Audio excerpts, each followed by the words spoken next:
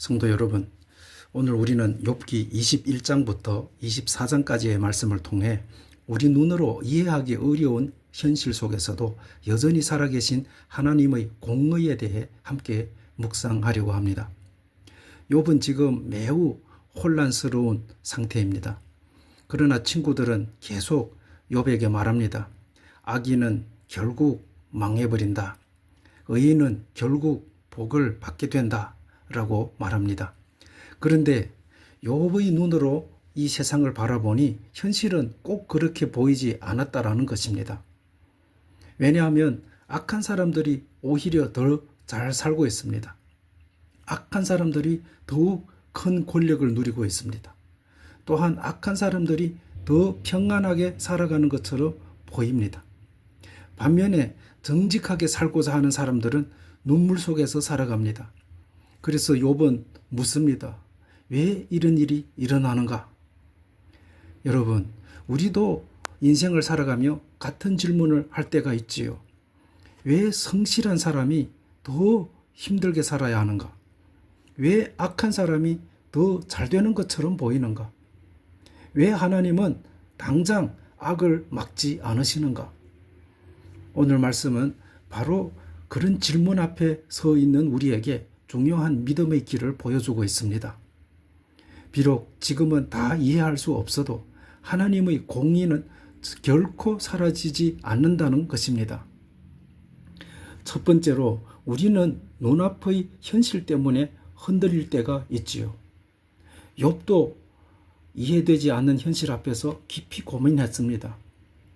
21장에서 욥은 친구들의 주장에 반박합니다. 악인은 반드시 망한다는 말이 현실과 맞지 않다고 반박했습니다. 욥은 어떻게 말했나요?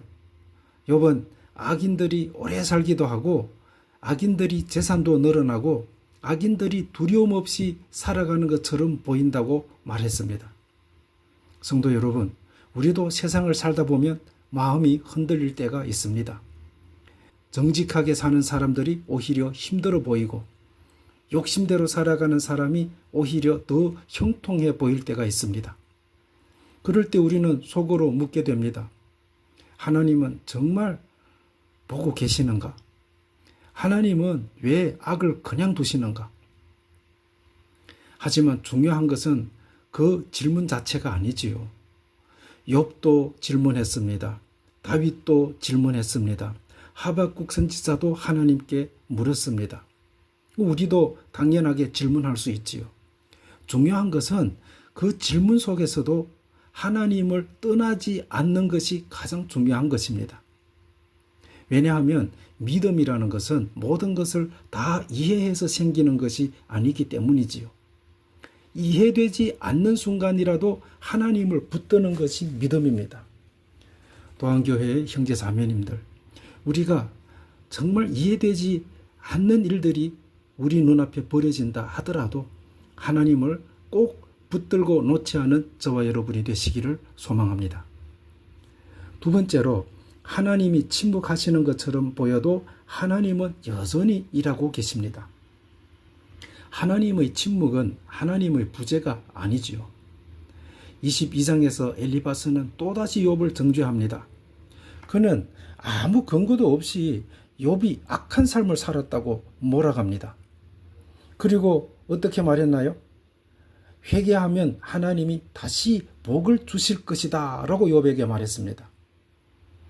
하지만 엘리바스의 가장 큰 문제는 무엇인가 하면요, 자신이 하나님의 자리에 앉아 있었다는 것입니다. 그는 하나님처럼 판단하고 있습니다. 반면 욥은 24장에서 세상의 또 다른 현실을 이야기하고 있지요. 힘없는 사람들이 억울하게 고통받습니다. 가난한 사람들이 짓밟히고 있습니다. 악한 사람들이 사람들을 괴롭히는데도 당장 심판은 보이지 않습니다. 라고 현실을 이야기하고 있습니다. 여러분, 우리도 살면서 하나님이 침묵하시는 것처럼 느껴질 때가 있지요. 기도해도 바로 응답되지도 않고 억울한 일은 계속되는 것처럼 보입니다. 그러나 기억하십시오. 하나님의 침묵은 절대로 하나님의 부재가 아닙니다. 하나님은 지금도 보고 계십니다. 하나님은 우리의 눈물도 아시고 우리의 억울함도 아십니다. 십자가를 생각해 보십시오. 예수님이 십자가에 달리셨을 때도 사람들은 하나님이 침묵하신다고 생각했잖아요.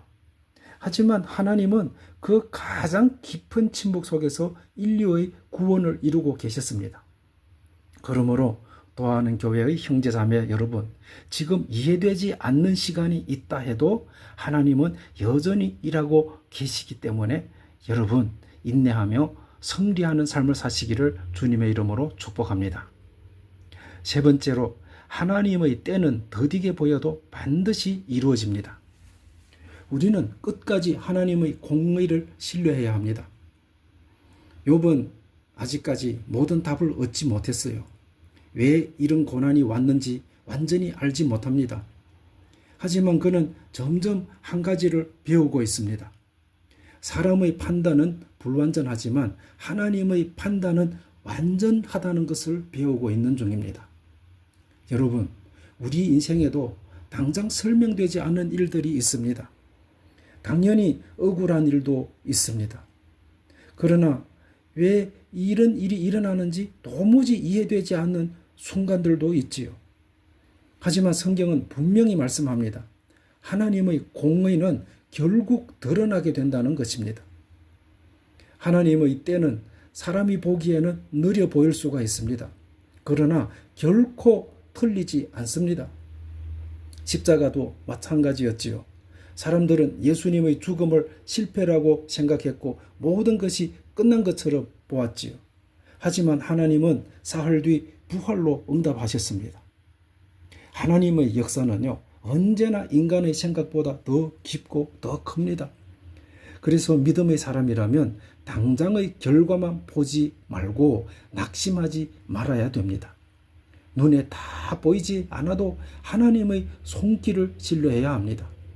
그리고 마지막에는 하나님께서 모든 것을 바르게 하실 것을 믿어야 합니다. 그런 믿음을 가지고 이 믿음의 길을 걷는 저와 여러분이 되시기를 소망합니다. 결론을 짓겠습니다. 욥기 21장부터 24장은 우리 인생의 가장 어려운 질문들을 보여줍니다. 악인이 왜 형통하는가? 의인이 왜 고난을 받는가? 하나님은 왜 침묵하시는가? 욥도 그 질문 속에서 괴로워했습니다. 하지만 욥은 그러한 질문 속에서도 하나님을 떠나지 않았습니다. 오늘 우리도 이해되지 않는 현실을 만날 수 있습니다. 기도해도 응답이 없는 것처럼 느낄 수가 있지요. 하지만 꼭 기억하십시오. 하나님의 침묵은 하나님의 부재가 아닙니다. 하나님의 공의는 지금도 살아 있습니다. 십자가 이후에 부활이 있었듯이 하나님은 오늘도 보이지 않는 곳에서 일하고 계십니다. 그러므로 눈앞의 현실만 바라보지 마시고 하나님의 때를 신뢰하십시오. 하나님의 때를 기다리면서 끝까지 하나님을 붙드시는 저와 여러분이 되시기를 주님의 이름으로 축복합니다. 기도하겠습니다. 하나님 아버지, 우리는 때때로 세상의 현실 앞에서 흔들려 버립니다. 왜 악인이 형통하는지, 왜 정직한 사람이 눈물을 흘려야 되는지 이해되지 않을 때가 있습니다. 그러나 오늘 말씀을 통해 우리의 짧은 시선이 아니라 하나님의 크신 뜻을 바라보게 하시니 감사합니다. 하나님의 침묵 속에서도 하나님이 여전히 일하고 계심을 믿게 하옵소서. 눈에 보이는 현실 때문에 낙심하지 않게 하시고 십자가와 부활의 소망 안에서 끝까지 믿음으로 살아가게 하옵소서. 우리 삶의 모든 눈물과 억울함을 아시는 주님을 신뢰하며 마지막까지 하나님만 붙드는 믿음을 허락하여 주옵소서. 예수님의 이름으로 기도드립니다. 아멘.